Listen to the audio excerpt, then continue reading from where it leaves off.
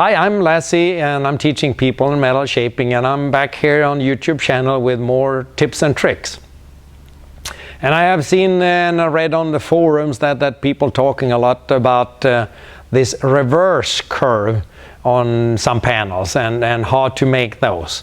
And this is the first video we're going to make for the reverse curve. And this is a pretty simple thing that I'm going to show you, but it shows you the principle, how the metal moves.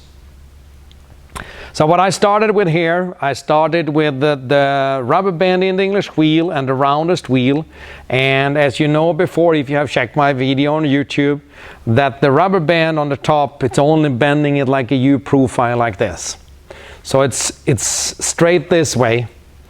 If you go harder pressure, it can curve a little this way, but not so much.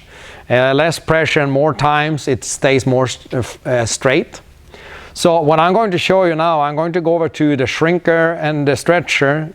Hopefully not the shrinker if I do everything right, but if I take too much with the stretcher, I must go back to the shrinker. And what I'm going to do, I'm going to curve this in a way like this. And we are ready to go over to the stretcher.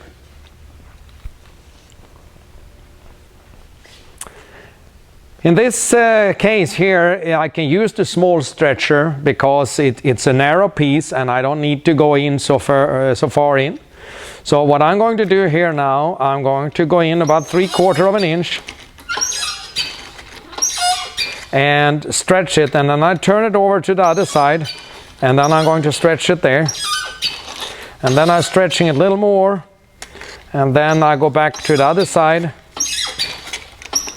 And then I can continue light pressure up here. But I need to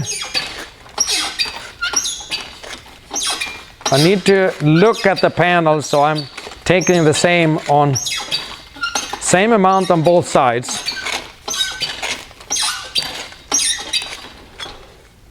I'm actually holding it this way, so it actually, I can see here on the surface here, if you go around with the camera, you can see, I can see a little ease here from here, so I don't get any bubbles.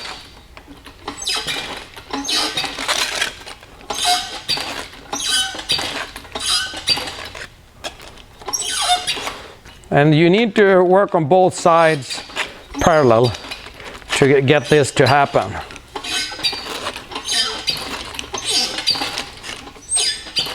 And then I can continue a little here, so make sure that you don't get bubbles here. Then you need to go back. So I recommend to do more steps and less pressure instead.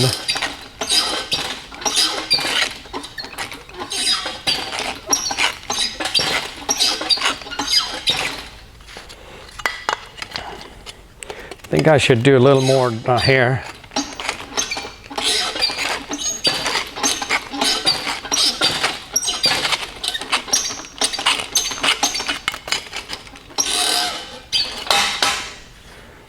So you see how it's curving at the reverse curve, and I'm not going to do anything more now. I'm going to go back to the wheel and just smooth it out with a low pressure in the English wheel without the rubber band.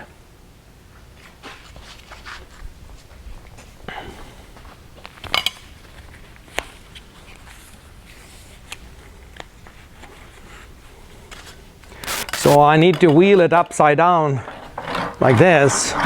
So it's a little tricky to wheel it, and if I can, or if you can, I try to bend it a little, so bend down the sides a little.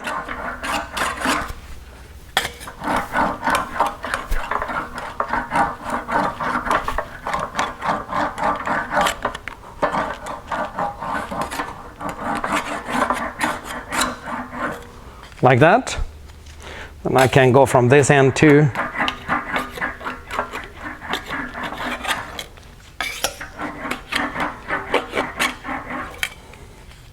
So here you can see how we made a reverse curved.